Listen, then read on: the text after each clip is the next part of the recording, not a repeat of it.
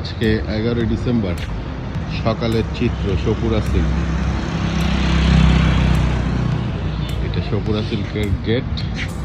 আর এই যে মঠ পুকুর, পুকুর আর দেখতে পাচ্ছি না,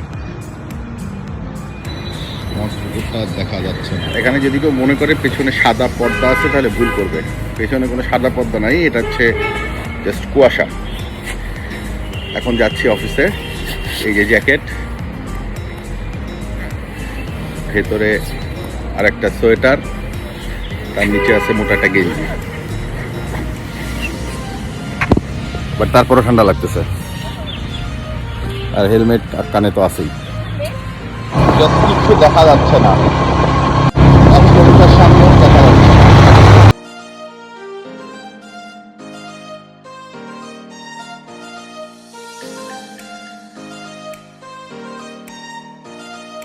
ব্রিজের এখন মাঝামাঝি আছে। ব্রিজের শেষ তো দূরের কথা, তার আগের অংশটাও দেখতে পাচ্ছি না, আগের অংশটাও দেখা যাচ্ছে না।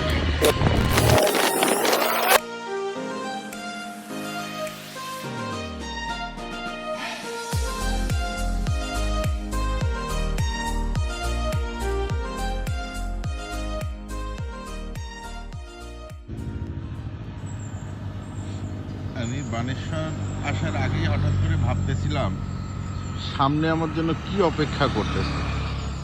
তো দেখলাম এই যে সামনে আমার জন্য এইটা অপেক্ষা করতেছে। এত কুয়াশা।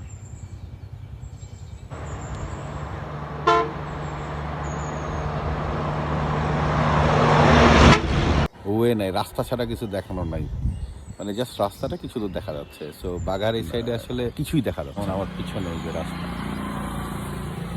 বাঘায় এখনো ঢুকিনি, তাতেই মানে কুয়াশা এমন অবস্থা যেমন জ্যাকেট ট্যাকেট সব ভিজে গেছে।